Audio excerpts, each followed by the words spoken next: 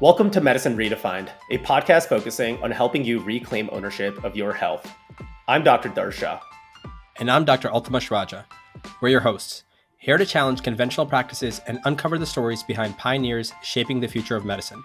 Our conversations not only focus on the individual level to dissect common practices for health optimization, but also zoom out to enhance systemic change. Join us as we look to break the status quo, move the needle forward, and put the health back in healthcare. Synkowski, welcome back to our show. Yeah, thank you so much for having me back on. Absolutely. It is our pleasure. I mean, we've been following your content now for some time. I mean, Ultimash is the one who introduced me to you. And then 3 years ago, we had our first podcast together, and you're back here for round two, which means I guess you enjoyed something about us. So excited to delve. No, you guys have always great questions and insights. So I'm happy to be back. Awesome. Love it. Well, let's first start out with any updates, right? It's been 3 years since you were last here. The world is always changing. Nutrition, fitness, what we enjoy talking about, lifestyle medicine is always changing. Is there anything that you want to update us on, anything that you've changed your mind on, or anything even that you are keeping more of a closer, that you're paying attention to? Yeah, I mean, I was thinking about that. It's been a while. I don't think a ton of my main opinions have changed. I'm having a hard time thinking if any of them have changed. That being said, I know I've learned a ton and like a ton of nuance, even within the comment, like calories in, calories out is a thing. Like, yes, I still believe that, but now understanding all of the different influences on that and even how to apply that with different clients, I think is much more nuanced. So I am happy that I took kind of a principle-driven approach to my nutrition because thankfully those haven't changed. I'm still open to them changing, but it wasn't like I locked myself into low carb or I locked myself into some paradigm. Instead, it was understanding the concept. So those really haven't changed, but certainly my nuance about them has changed. And hopefully even just a greater level of empathy and nuance around different client scenarios that potentially I was just naive to, either being lack of experience or even just coming from that CrossFitter type of persona and demographic, right? So I think hopefully my skills as a coach has changed, but maybe not my understanding of what needs to happen. Yeah. Yeah. To steal a phrase from a recent guest, Irene Davis, it's evolution of thought, right? And I think that's, I was recently reviewing your principles again in preparation for this. And I think it's always good when you're approaching things from just like looking at foundations. I think maybe last time we were talking about simple is sexy. And when you keep things very, very simple and focus on the foundations, you don't need to change. You can just build on top of that. And so I think one of the things that happened, so again, for the listeners, if you haven't listened to it, February 2021, right? So this is maybe on the back half of the COVID or middle of COVID.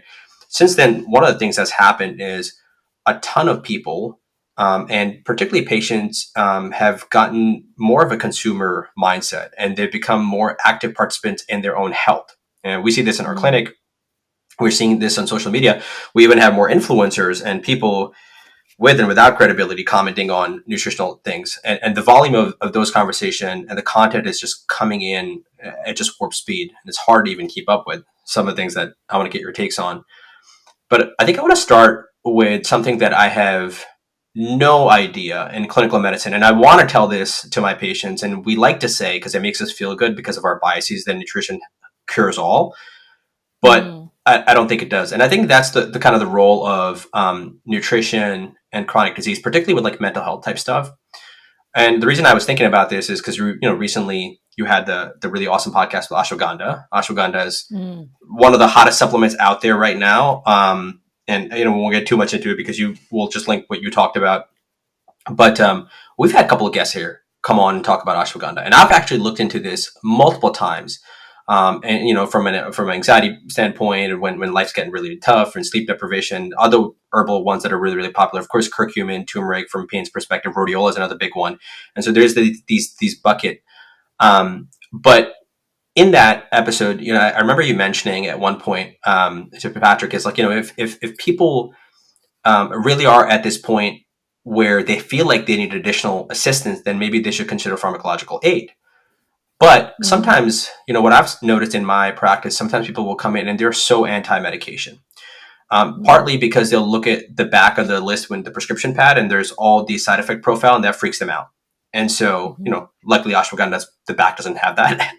And so they feel safer about it, despite saying that the unknown might be even scarier. And so they'll say, okay, well, what can I do? What's natural, right? Again, the appeal to nature fallacy. But then the other thing, we had talked about is let's dial in the basics. Again, going back to the foundation, let's look at our sleep. Let's look at our stress management. Let's look at exercise. Let's look at nutrition. And I think if we eat healthy, we'll feel better. Mm-hmm. But I don't know if that's the case. Like, do we know for certain, like, what does the evidence say about nutrition and its role in terms of how it's going to make us feel in terms of like these mental health, maybe not even pure diagnoses like depression, anxiety, but just our mood in general? Starting off strong. Yeah, from what I know, there's association studies that show that people who eat healthier tend to have less anxiety and depression. But the issue here with that is it the chicken or the egg? Is the eating healthy driving the better mental health state? Or is the mental health state driving the ability to eat and make better diet choices? And the same thing is going to be true with like cognitive decline, which is really interesting as well. Like, is the brain getting worse in its function, making the person end up picking worse choices? Or is it the better choices that are supporting the brain health? And so this is the problem with the association studies. We don't actually know which one is driving which.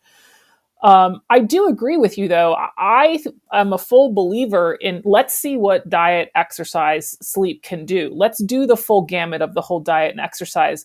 And then once we're there, have we solved anything, or do we need pharmacological intervention?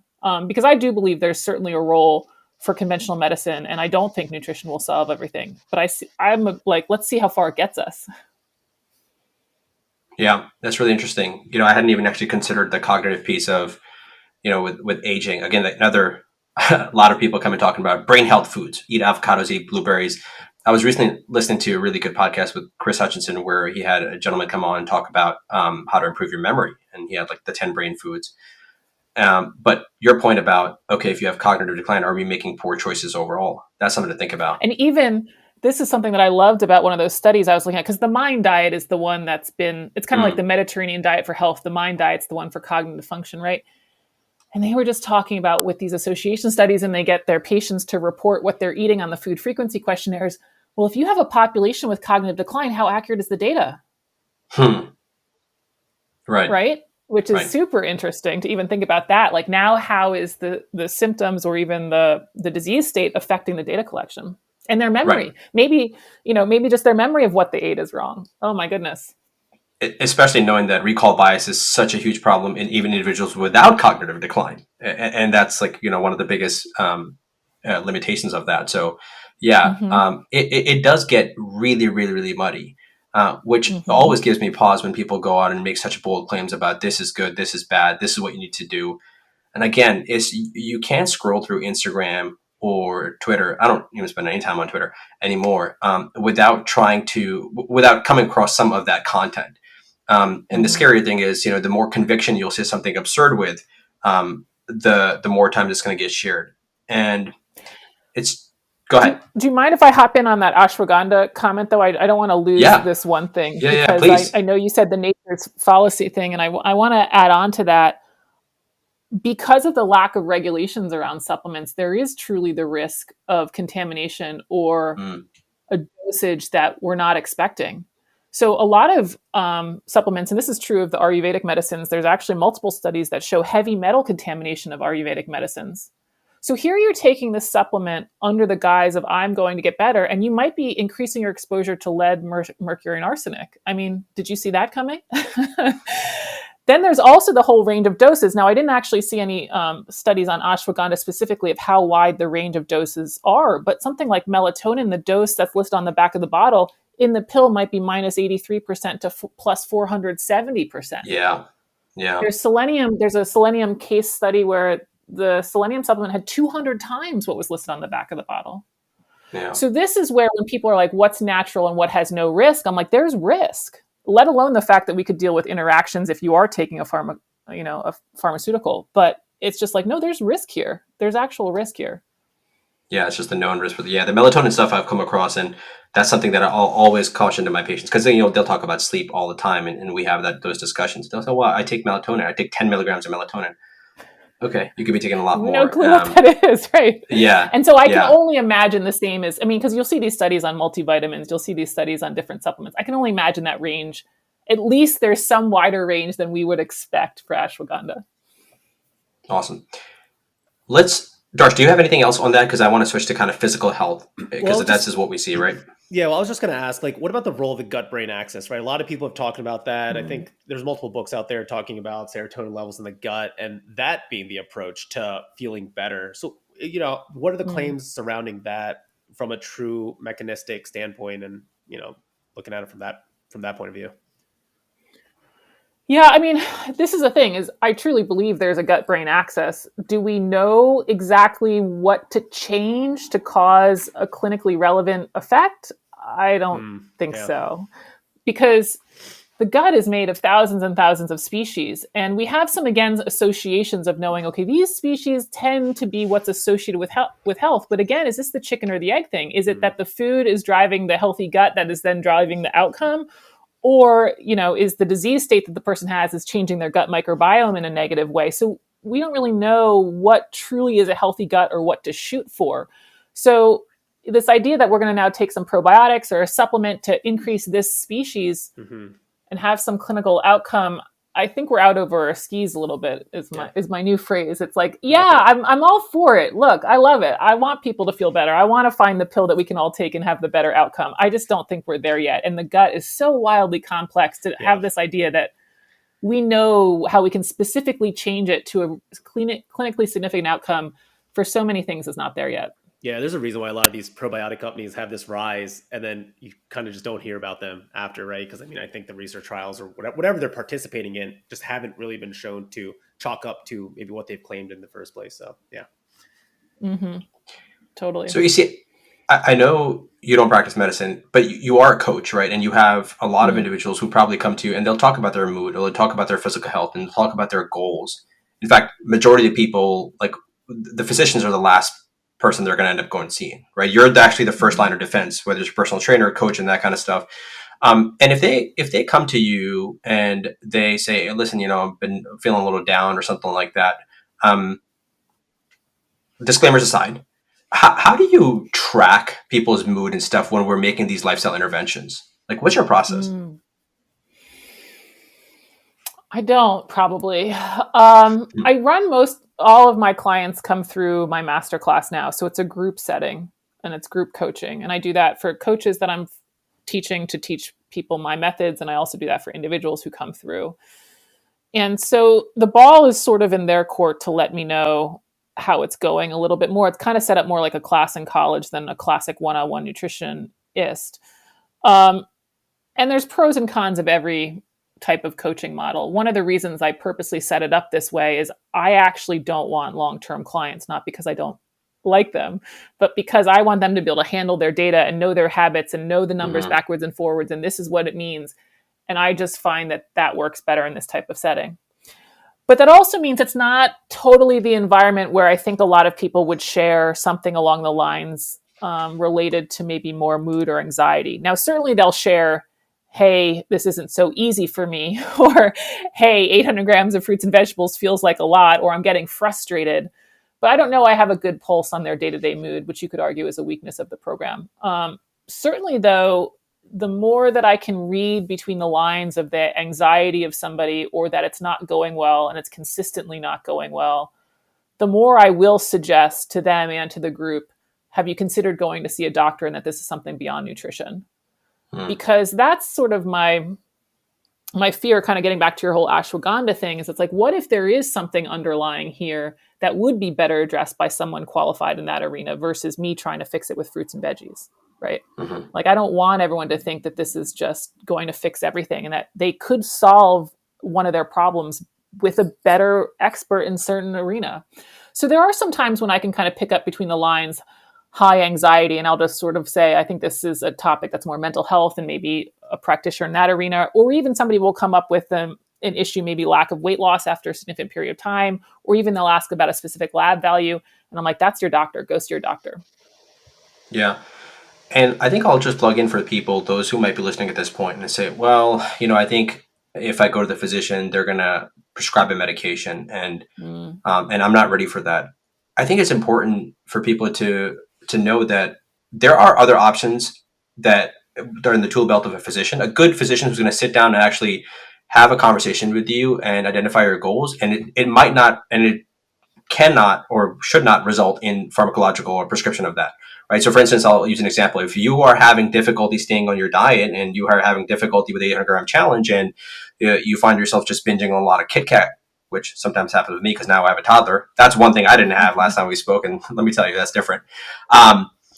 Then maybe it's because you're not sleeping well, because you have sleep apnea. And if you just get diagnosed and you get a CPAP, and all of a sudden you have this incredible control for your diet, right? So something simple as that, I think can be really, and there's no other expert who can diagnose you with that. You unfortunately need to go through the medical system to get that. And so, yeah, of course, if you go and your doctor comes in and spends a total of 5 minutes with you and doesn't really ask you about your goals and your perspective on life, then maybe you just need to find a better practitioner who you can connect with. And that sucks because sometimes that takes a while, but that's another thing that people just come in with like, I absolutely don't want medication. I'm like, okay, that's great.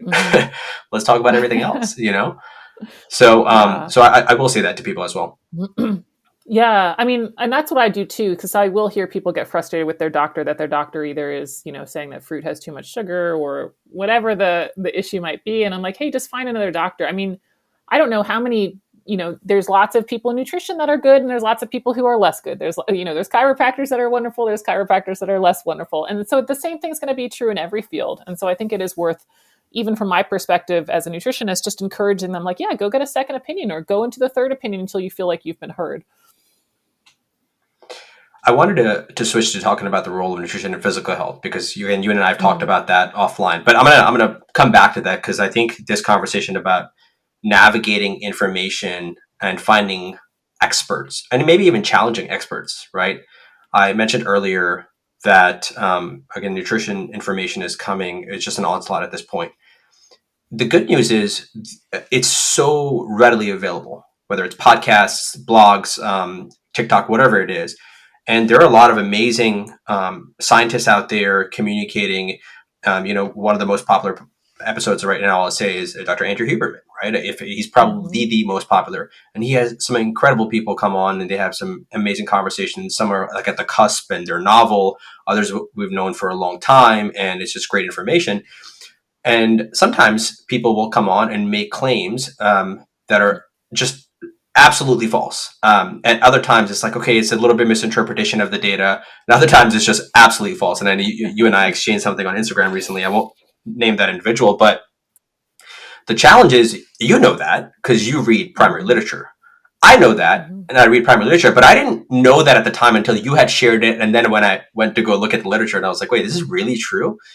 But nobody else, I shouldn't say nobody else, 99.9% of people don't know that. And again, I want to say that I think Dr. Huberman does an incredible job. He's a neuroscientist at Stanford, and he puts a lot of great information out there. And chances are, at the time when that study was quoted, he didn't know the study, right? Because this other person is also a very reputable individual in the field of nutrition, particularly with children in his work. So I guess what I'm trying to ask is, like, who is credible, if anybody, out there? It's like, how can the average individual figure out? Because if people like who are that a neuroscientist at Stanford, like, maybe they can't filter through that. Like, how do we figure this? Like, what are some guardrails that people should have when things like this come up? Yeah.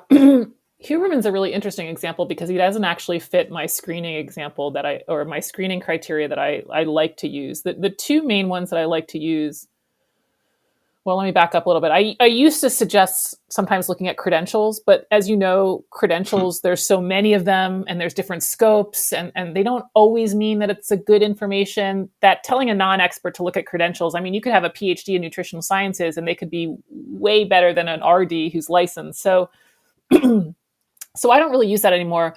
The main ones that I like to tell people is, one, the information needs to come without fear. Anybody in the space that I look up to in terms of nutrition, there's never a fear thing of like, oh my God, you've been killing yourself for the last 10 years by going to the grocery store, right? Like, I have yet to see an expose in a grocery store aisle that was accurate. So one, information should come without fear. And the second one, there's no gatekeeping, or there's no secret, or they're not the hero of this whole, chronic disease epidemic. And that comes through in different ways. One, it'll be like, oh my gosh, I solved this, and I followed this really specific diet, or it's like, you have to buy my product to get the effect, anything like that, or how they can't reconcile the fact that other people's methods work. All of that to me is sort of under this guise of, I have the answer and you have to come through me. And anybody who's like that, I would stay away from. Now, with that being said, I have my own biases. I have certainly my own slant on how I like to coach people. I did create the 800-gram challenge, but I will also tell you why intermittent fasting will or will not work. I will also tell you that the 800-gram challenge is you're eating fruits and vegetables. So that's where I'm saying that, like, yes, I might have my way that I approach things that are different, but I'm also not gatekeeping the secret. Do you know what I mean? Mm-hmm. So Huberman's interesting because to be honest, I don't follow a ton of his content, but I don't get the sense of fear mongering from him. And I also don't get the sense that he's trying to gatekeep the secret. I do think, now thinking about that, because that's a great example to bring up, the third one would be just kind of more gimmicky stuff. It's like, do you really think that the path to elite health is having this perfect circadian rhythm routine and like perfect supplement routine, and that we're only just finding out about it now through this one podcast? It's a little bit of a reality check to think like, okay, the human species got pretty far with pretty austere conditions that I don't know that we need all of these bells and whistles to do pretty well. So you just helped me come up with a third criteria, but it's kind of staying away from, I don't know, I don't think all everything is gimmicks, but I think these marginal changes, which will have no clinical relevance to somebody's longevity and quality of life. Yeah, I love that. I think the only person I've seen who's done a great job at the grocery store is Will Bulsiewicz, the gut health MD. Oh, cool. I'll have to check him out. Yeah. Only one who actually goes in there and doesn't do any fear mongering, but talks about what is nutrition and, in the essence of it. Oh, cool. So as much as podcasts are getting popular, so is Netflix, right? I mean, the amount of documentaries coming on there, you've done a couple episodes or content as well, talking about how to filter entertainment from fact and fiction, right? So You Are What You Eat was a popular documentary that came out, which a lot of social media influencers, personalities are putting their critiques on. There's been the Blue Zones documentary that didn't come out too long ago, probably about 4 or 5 months ago. And before that was Game Changers, right? And all of these kind of have an agenda towards it. And I thought You Are What You Eat was pretty fascinating in the terms of how they did it. Because, I mean, they really lured you in with this study and saying, oh, both diets are going to be healthy, omnivorous, vegan. And then all of a sudden you just see them transition the camera to a farm and you're just like, wait, where am I now? What happened in the study? And then you're just hooked by what they're saying and they slowly bring you out back to the study. So, I mean, what's your perspective on how people should be watching documentaries? Do you also have a criteria for that where you tell someone, hey, this is how you separate the good stuff from it? Because everything is about context versus, hey, this is just pure entertainment. Yeah. Yeah, I mean, I think it certainly falls in line with that first criteria, that good information comes without fear. And they certainly were trying to make you fearful of the toxicity in your food and the poor agriculture supply and that we're killing the earth and we're all dying tomorrow. So I certainly think that that's a good screen for that one to be like, okay. I actually think the Blue Zones one, in terms of documentaries, was a pretty good job. As soon as I thought they were getting a little too gimmicky, they're like, oh, this type of tea, and they only have these tea leaves in this area, and they brew it for 6 hours or whatever. They're getting like super specific on the tea leaves, and they're like, but remember, they walk everywhere, and they have a good social circle. So they kept bringing it. As soon as I thought they were getting too silly, they kept bringing it out to the bigger picture. So in terms of documentaries, there wasn't a lot of fear there. I didn't feel like they were trying to gatekeep the secret or anything like that, or we have the only answer. I thought it was pretty good, but I think the other ones are really going to play on fear because that's how you get people to click. I mean, I'm actually working on a conference presentation. The most common cover slide for YouTube is the face that's like the shock and awe face. It's like the, yeah. And why is that so popular? It's because people click on it. They're like, oh my gosh, what could be so shocking about this, right? So it's the fear aspect, the what did we didn't know. And so generally good information is going to come without that. Yeah, I love it. The art of the thumbnail, right? We have to figure out. That's it, the Um, thumbnail, the cover slide.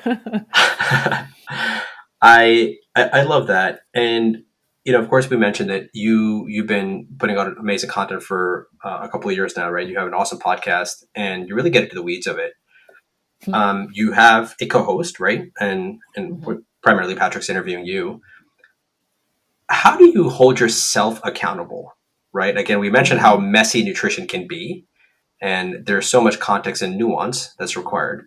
What's your process of holding yourself accountable when you're going through preparing for your podcast, when you're trying to put information out there? Because you also mentioned you have biases. We all do. I do. Like, Mhm, for instance, mhm, like I'll call my mhm, bias. Darsh and I talk about it when a study comes out about exercise is good for insert issue. I'm all over it, mhm. right? Because Yep. I love exercise, and I'm throwing it at somebody, my patient or somebody. And the fact is, it's not always the case. So, what's your process for holding yourself accountable because you're putting good Mm. stuff out there? Well, thank you. Yeah, I know. I cringe a little bit if I see someone's health improve with the carnivore diet. I'm like, no, it doesn't, but it does. Sometimes, sometimes. I do think again, um, coming at this from the principle approach helps because for me, my principles were a way to think about, okay, as much as I like my message in nutrition, people were successful in nutrition before me. So I have to reconcile the fact that yeah, some people have success with the carnivore diet. I don't like it. I'm not going to recommend it. But okay, why could that work? I have to think about that. Then I have to think about vegan. And I'm not against vegan, but I'm not also going to recommend it. But I have to reconcile the fact that people have seen results from vegan. And so I have to come to terms with the fact that I don't have the answer and how do we have all this conflicting in quotes information and what could be the commonality between that. And that's how I settled on my principles, which ultimately I would rather have more people understand that than necessarily my 800-gram challenge. I think my 800-gram challenge is a simple way to start enacting the principles, but ultimately the principles are the roadmap that they get to use and put in what they want. So that helps me a little bit. It kind of grounds me that I come at this perspective with trying to understand how all these different things could work versus necessarily having to be right. I think the other thing that I try to reality check myself on is okay, let's assume I'm wrong. What's the outcome of me being wrong? Like how bad is my advice assuming I'm wrong? And that I think about it too. Like what's the risk of telling people, "Oh, go ahead and take ashwagandha, okay, the studies, yeah, there's some good data, like it's promising. It could maybe do some stuff. Go ahead and take it." And then I'm like, "Okay, well wait a minute. What if they're on other medications? What if there's contamination? What if they have a real issue that they're not even addressing?" So I try to think about the flip side or the counter argument as well to what I believe in at the time. Yeah, it sounds exhausting. To, I to have to consider mean, every single thing of that, you know? yeah, I mean, to be honest, I think some of that came from my first job in environmental consulting because we did litigation work. So you'd always be Mm. thinking about your presentation from how is the other side going to tear this down? And so now you kind of see when your life starts coming together a little bit, you're like, oh, that was really a good influence for nutrition. Hmm. It's funny. Yeah, it's amazing how we can learn lessons in the what we think are the unlikeliest most of places, right? Totally. So, um, I wanna come back to because I was I wanted to get more of your thoughts about just nutrition and chronic disease. Again, I think in our Mhm. line of work, we're both physiatrists, right, and we see a lot of individuals with chronic pain, musculoskeletal injuries. That's the primary reason somebody's going to walk into my clinic. And luckily, I've started seeing, now that we're building more of a sports medicine practice, my athletic population is really ramping up. And again, they're coming to me when they're injured and they need to recover. And so, one of the things, I don't know if you're familiar with in chronic musculoskeletal, like we do a good job in acute musculoskeletal pain, EC, but we do a horrible job of chronic Mm, musculoskeletal stuff, right, in medicine. And the mm, disease burden with osteoarthritis and just tendinopathy and that kind of stuff, it's from a healthcare financial perspective, it's just overwhelming. And so we need to find better alternatives so people can get better, shy of mhm, corticosteroids and that kind of stuff. And so that's where this field of orthobiologics, you might have heard of PRP and that kind of stuff, mhm, has mhm, really come in.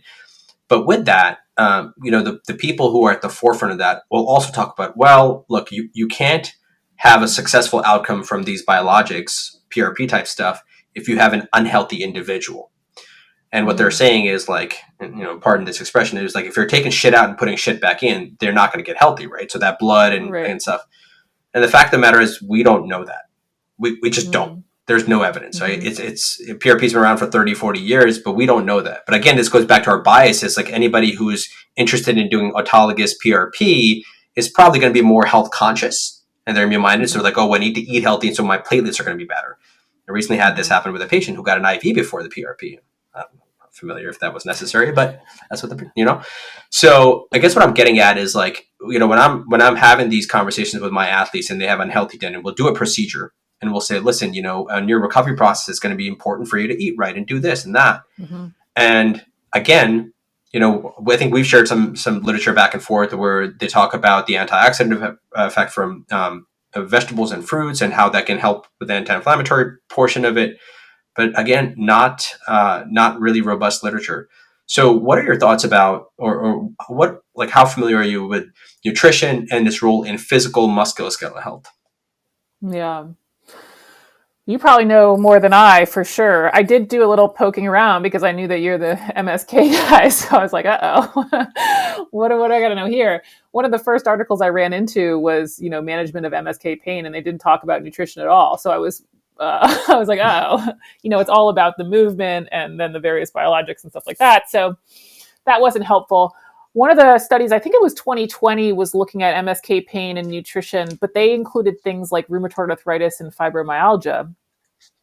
They did include osteoarthritis.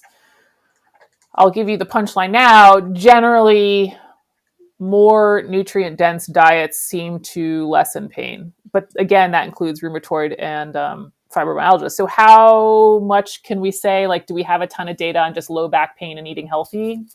No. Right. And then the osteoarthritis one to me is also interesting.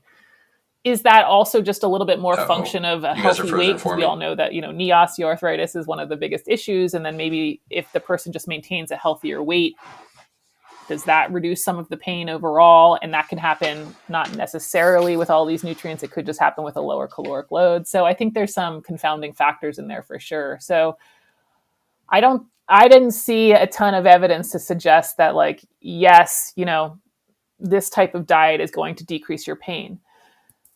That being said, I will say anecdotally, the most common response I get from people doing the 800-gram challenge is they feel better, and they feel better in a recovery and a performance standpoint.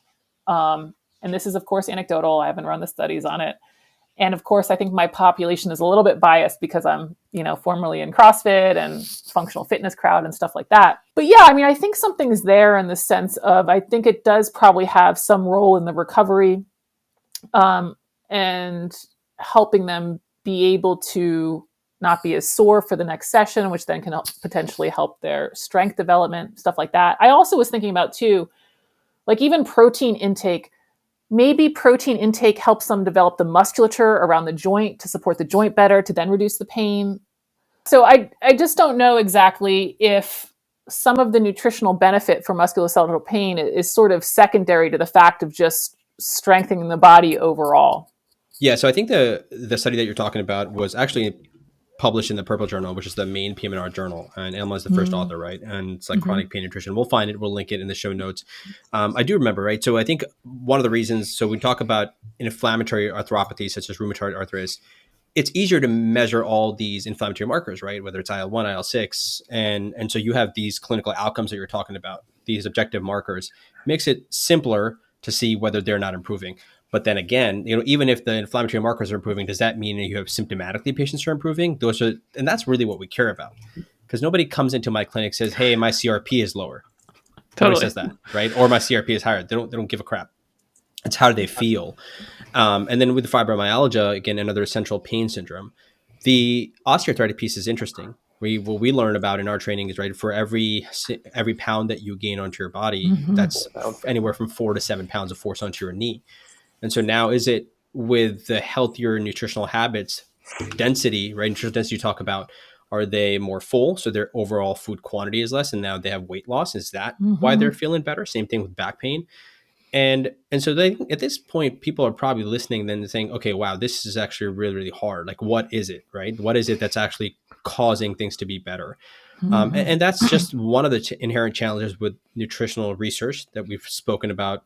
I think on our first discussion, you've spoken about eloquently on your podcast multiple times. And, at the end of the day, I guess, really, maybe it doesn't even matter what specifically and how it makes people feel better. Ultimately, I guess if we're all in the business of just making people healthier and less sick and focus on healthcare rather than sick care, then we just, we have these signals and then we just follow the signals. So I think that's another important point that sometimes, analytical folks such as myself, I'm in academic medicine, so is Darsh, we get a little too much into the weeds of the research and don't zoom out enough, something that you do a phenomenal job at. Yeah. Well, thank you.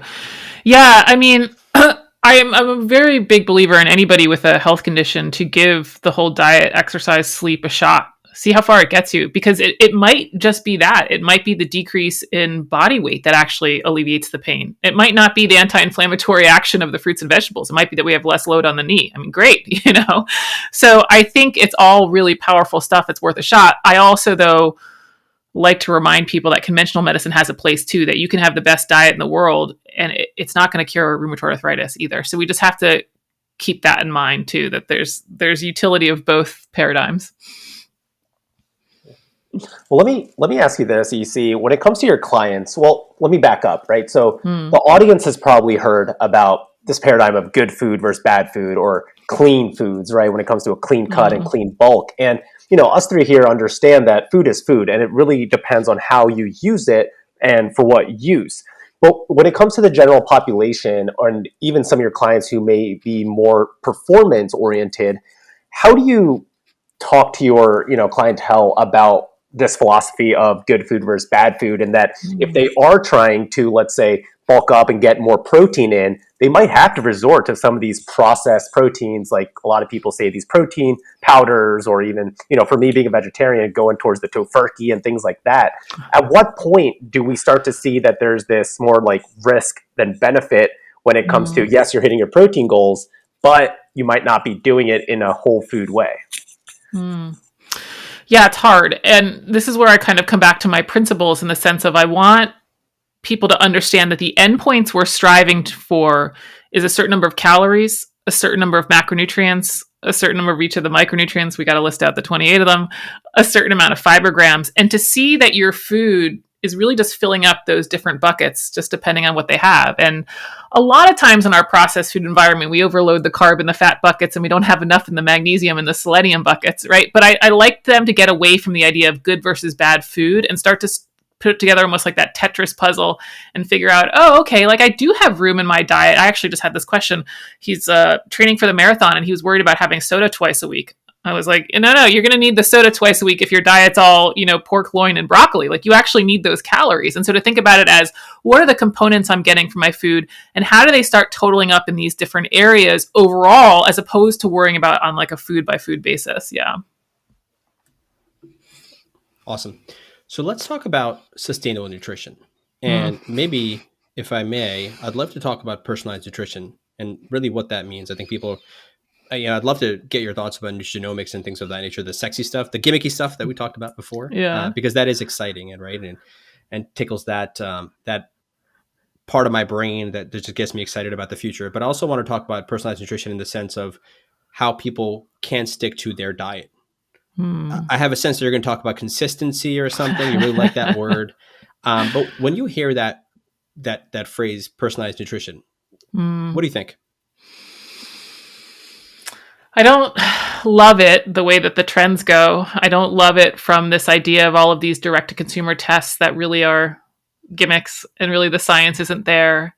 And when we look at a lot of the things that we're trying to prevent, a lot of these chronic diseases that people are worried about, they're these polygenic, diseases that, if only they were so easy to be one gene, they're not. I mean, I forget, I think it's like 240 genes are involved with obesity or something.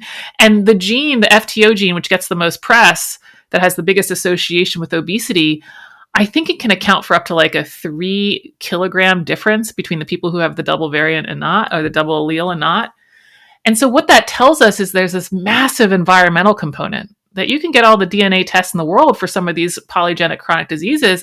It's going to come back to, your environment, your genetics, socioeconomic status, education, all of these other things that make this problem really difficult to solve. And so there was actually a really big study that did DNA-based personalized advice. I think they had 1,600 people in the study, which is like hats off to them for pulling off like a multi-month, nutrition study with 1,600 people. And how science works, that the publication says that there was a significant result, but I think it was like, the DNA-based group had slightly more folate or something. When you look at the results for body weight, BMI, waist circumference, there was no difference between the group that got DNA-specific advice and just the generalized diet advice. And so I think there's a lot in the personalized space that just capitalizes on these gimmicks that we don't have the evidence. Yet at the same time, I do think there's personalization by way of, hey, what foods do you like? What, like, which fruits do you like? Okay, let's eat those. Okay, you're really into putting on mass. You're going to need more protein than the sedentary person who never works out. You know what I mean? So there's personalization in that sense, but especially the way that some of these direct-to-consumer tests, biometrics go, I think there's a lot of noise there that people don't need. What exactly are they looking at when it comes to being precise? Is it the macronutrients, the micro, both? On the DNA tests?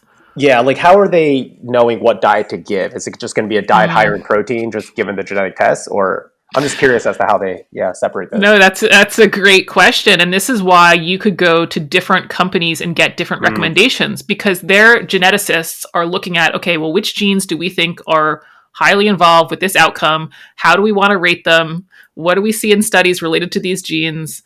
And then sort of make recommendations off of that. And so this is why it's not like, you could go to different places and you could get different diet advice. Like, oh, this one actually was associated with a higher risk of diabetes in this study. So they might decide to weight that based on the quality of the study. But it's really up to them how they want to interpret all the data out there. Got it. Yeah. Rather than looking put out their recommendations. Right. Rather than looking at a disease process saying, hey, you're at risk for high blood pressure or diabetes. Let's work backwards from there. It's really just looking at more of a microscopic level at this point, which, it's interesting. Okay. Yeah, and I mean, there's all those, and I'm not up to date on all of them, but there's all the genome-wide association studies and the Mendelian randomization studies that I think are going to be really powerful to cut down on some of the noise out there of what truly is genetically driven versus all of this other epidemiology that, while they're good, they're just associations that have a ton of confounding factors, as we know. But I think, again, with these chronic diseases, we have so many different genes involved that to understand the involvement of each different allele combined with the interaction of environment, which is going to be so powerful, I don't think it's going to outperform, hey, let's figure out the foods you like, let's eat the right amount of calories, let's not get too obsessive, full stop, done. Yeah, and that's I think the strategy for sustainability, right? The diet that never feels like a diet.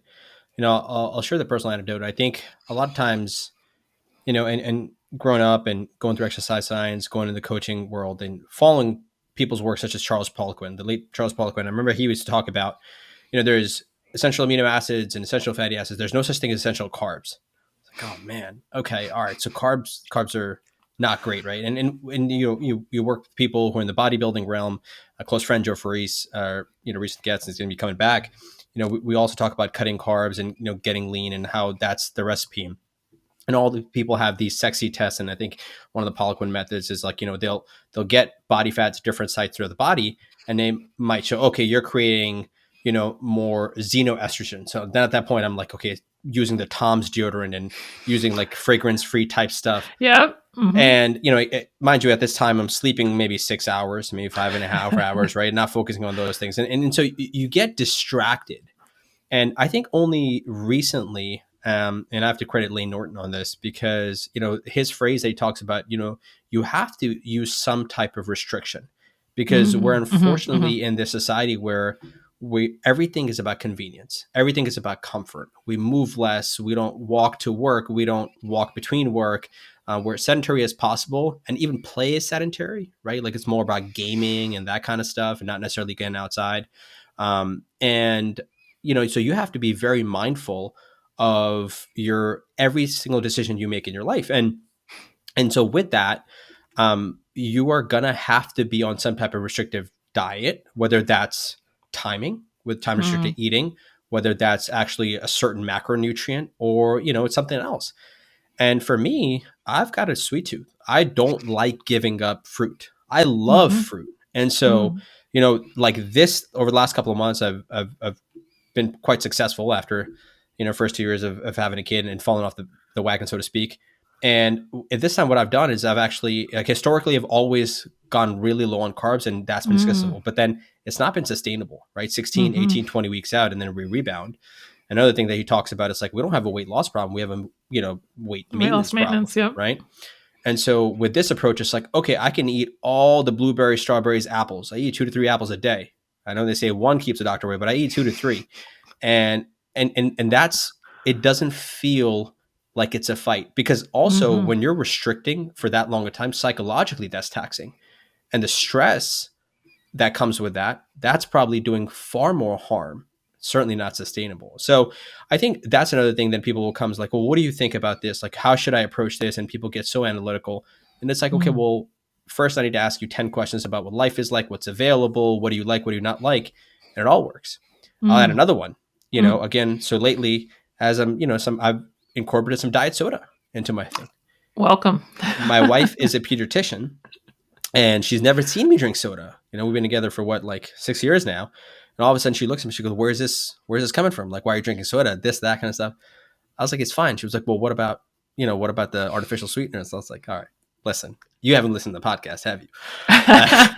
So, and let so me send now, you a podcast. Yeah. Right. And so like now it's, I have a diet soda every single day. And, and so the context is really, really important. And I think this goes back to the point earlier is, people major in the minors and they're just focusing on the wrong thing. And unfortunately with social media and people like diverting the attention, and just distracting people on what's really, really, really important because it's not sexy. Yeah. Yeah. I tried to actually change, I don't know, can I say that? My goal would be to change as little as possible from what they're doing. Now, obviously, if they're very far away from their goal, we probably have to change more than somebody that's very close to their goal. But yeah, that's sort of the way that I approach stuff is, yes, I introduced the 800 gram challenge and I want people to get started on that. And then we keep progressing from there.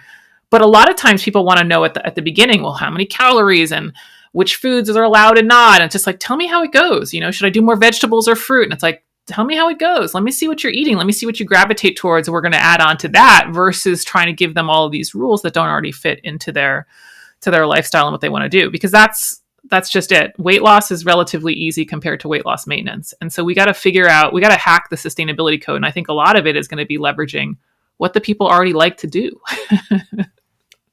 Totally. The other thing that I wanted to get your take on, because I think you had a previous guest where you guys talked about different preparation methods for food and the pros and cons about that, and how some vegetables you might, extract some of the nutrients out and you're not getting the benefit, whereas others, you increase absorption is going to be beneficial. I think a lot of times people think that, again, like we're both South Asian. And so everything is about heavy cooking and all these vegetables and whatnot. And that's part of our culture. And so when you start having salads and that kind of stuff, it's a bit foreign if, your parents are immigrants and whatnot. And that can be problematic too at home, right? Trying to implement that with your loved ones. And that's because growing up, you're told, oh, look, as in its natural state, like you got to eat the lettuce, you pull it out of the ground and eat it. That's going to be how it's going to be most nutritious. Well, that turns out that's not really true. You want to talk about that a little bit? Yeah, it's kind of a trip how varied it is. It varies based on which vegetable that we're talking about. It varies based on the cooking style and the duration. It also varies based on the nutrient. So sometimes cooking will increase the nutrient in the item that you're about to eat. And sometimes it will increase it in broccoli, but decrease it in watercress. I mean, you pick your combination of it out there. I mean, it's all over the map. And this is definitely one of those things that I'm like, okay, we're in the weeds. We're in the weeds. Because now it's going to come back to sustainability. Let's just say for fun, that it is most ideal and optimum to only eat everything raw. Okay, cool. Well, check in with me in 4 days and you're going to be on to a different diet or not doing it anymore. We like foods in different ways such that we want to encourage people to not be so stuck on, oh gosh, I have to do everything steamed or I have to do everything raw. Thankfully, the science shows that it doesn't actually work out so simply. but also just from a sustainability perspective, who's going to stick to it? I wouldn't stick to like the all raw veggie diet. I mean, we like variety, so we're going to have some of that in the diet. Absolutely. And then, another important thing, it's difficult, right? And the other conversation that sometimes goes hand in hand with that is talking about organic versus non-organic. And, you've got the Dirty Dozen list, you've got different things. And the other problem is like, when you think about the type of people who are consuming some of this content, yet maybe they don't come from a situation where they live in an affluent neighborhood, or they're come in a privileged situation where they can afford some of these, methods of cooking. Maybe they can't air fry, right? Maybe what's only thing that's available to them is the one pan that's not stainless steel, right? That's whatever it might be. And that's the best that they got.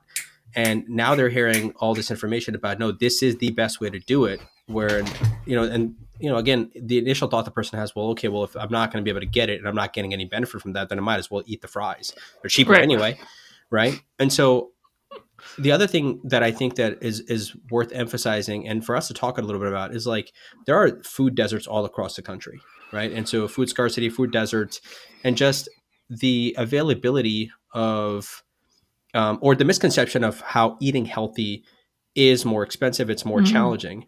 One of the reasons, as I've already teed up, it's because of misconceptions. But how do you communicate with people about that? Because you also, I think, talked about in terms of like, sometimes like you show examples of frozen sometimes is better and how it's preserved and even more healthy. So I'd love to get your take on that, because I think sometimes people get anxiety about this too. Yeah, there tends to be a lot of pushback about eating healthy is expensive. And there certainly are food deserts, and there certainly are certain socioeconomic stresses that I can't really speak to. I don't have enough experience with the population or all of the struggles that they face. And so there are going to be some different conversations around that, and the best that you can do given what you have, which is typically going to come down to keeping the quantity in line. I mean, even if you have to eat more processed stuff, what we want to do is try to eat the appropriate calories and macronutrients. Turns out a lot of our food supply is also fortified, just for the reason that, quality has decreased, such that there's a very good chance that people eating good amount of processed food won't necessarily be deficient in nutrients. But anyway, I think there's a lot that people can do that is very inexpensive with really nutritious stuff. I mean, we're talking oatmeal, tuna, potatoes, bananas, carrots, milk even. I mean, eggs. There's some really, really nutritious basic stuff that, once we're talking about prices that you can get at Walmart or Aldi, you're just not going to get much lower than that. And yet they're so full of value. They're so full of nutrition value that you can have a spinach. I mean, gosh, there's so many things that you can reach what you need to on a very low budget. Now, you are going to have to probably do some preparation style, because, you're not going to eat raw oatmeal and tuna every day with some spices and stuff. But I think there are certain segments of the population where the excuse is it's just too expensive. That saying it's too expensive is kind of just an excuse. Do you give any credit to like the whole Dirty Dozen and the Clean 15? I think it is. Is that just for your personal thing? Do you shop like that? I'm curious. I don't. I used to. I also used to have a high amount of anxiety around my food and went all the clean route and stuff like that. I went through what the EPA does to regulate pesticide exposure in terms of how they set limits. I looked at the data that they collect annually to see what's the residue on crops and even what's in meat and stuff like that in terms of hormones. And I've also looked at the independent research of what it says about eating organic. And I just don't think the fear is there. Now, interestingly enough, I do think people may decide to choose organic more for environmental reasons, or more for ethical reasons, or more even just like, I want to support the local business reason, right? So there can be other reasons that people are choosing organic. But this idea that organic is always healthier, it's not true from the standpoint of what's actually in the crop, because that is often variable based on the soil type, how much sun the tomato got during the season, all of that stuff. Not just necessarily whether or not it's organic or not. So there's this idea that organic's always more nutritious, and that's not the case at all. And then when we see the data say about harm, it's not really there either.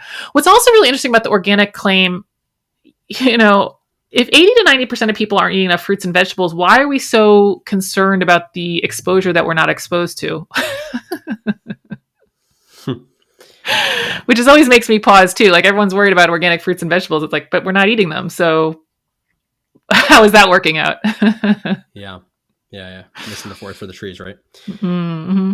So I know we've spent, I guess, coming up close to an hour, and we've talked a lot about nutrition. Of course, that's what you're the domain expert on, but that's not all you talk about, right? You talk about just kind of the sustainable, healthy lifestyle, and there are different facets, different levers that we can pull on.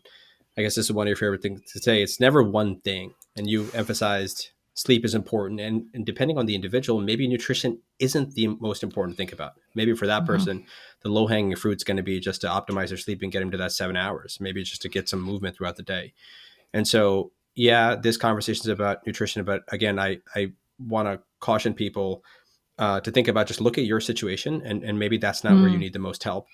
It is certainly the most challenging out of all, I shouldn't say majority of the conversations that I have, just because I think you might have mentioned this last time. It's 24/7, right? Like, so if you're up 16 hours out of the day, you're making either decisions to put something in your mouth or to not put something in your mouth, right? If you're awake in some form or fashion. So I think that, there's a lot of opportunity for slip ups, so to speak.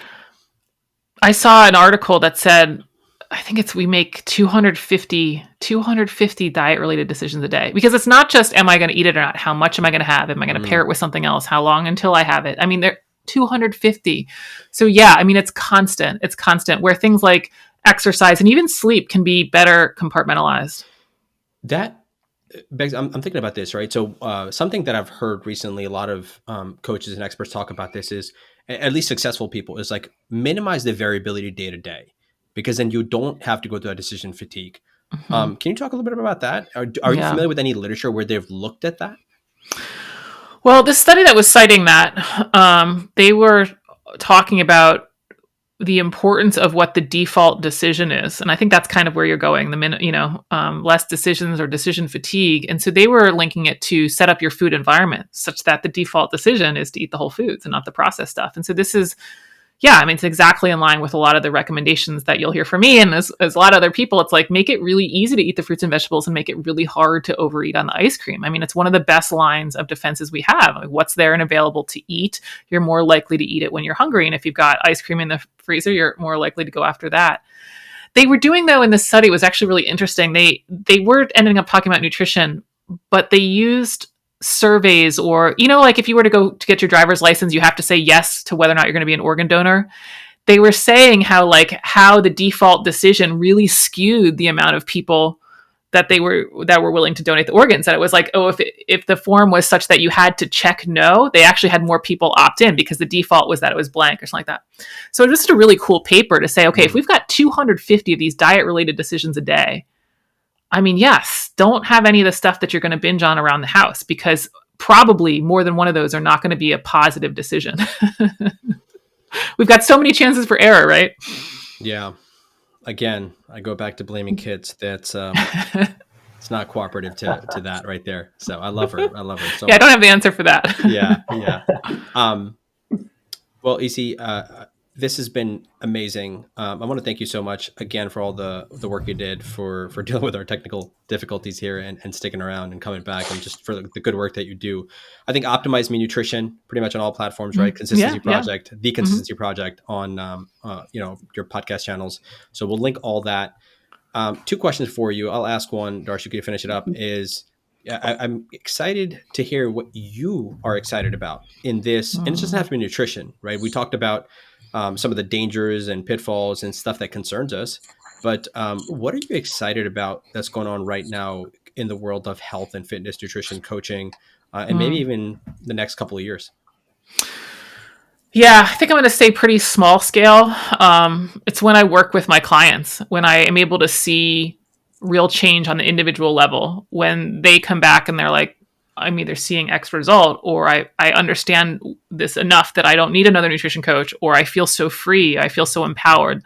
All of those things are really awesome and really inspire me to kind of keep going and keep working on nutrition. So that's what I get excited about, really working with my clients. Awesome. Well, EC, I want to thank you as well. I think your podcast not only helps to educate us, but it allows us to then teach others. And I think that's what a lot of the true value is, telling others not to get so caught up in the nuances of what we see on social media and really just zooming out. So absolutely love that approach. And I think that's what people will take away from this episode and your first one with us. But our last question, as we ask everyone, and I honestly do not remember what you said the first time, so excited to hear what you say about this time. I went back and listened. We did not ask her this question. I was going to say, I didn't actually remember that. Okay. So this is the first one. Okay, yeah, we must have incorporated a little bit later then. All right. So first time asking this is, how do we put the health back in healthcare? That's the last question. Oh, Here's man. another hour. I know. How much time do you guys have? No. Oh, man. I think I have an unpopular opinion on this one. I just don't think it's on the shoulders of doctors. I think doctors have an enormous service, and I think that somehow currently they're also expected to be what my profession is and what wellness coaches are doing and other nutrition coaches are doing, when really habit and lifestyle changes. It's hard and it takes time. I think the statistic is like it's a median of 66 days to make a diet or lifestyle change. I mean, how is that going to work in our current system? So I don't know. I don't know that I really have a good answer, because I think some of what the system does right now is incredibly powerful. I think what we're looking at is how do we promote health, and how do we get people to buy into health? And I just don't think that's through the existing system, but I don't know that the existing system is wrong for what it needs to do as well. I actually, I don't know, this is probably a little bit of a tangent, but there's the whole idea about whether processed foods are addictive. Mm-hmm. If they have, are they, addictive like, are they true addiction, all of that stuff. If they end up being able to show that they have, some level of addiction, and food addiction is a real diagnosable standard, then we can put regulations around it. And I believe that limiting the food environment, not totally, we can all eat this processed stuff. You guys know I'm not an absolutist.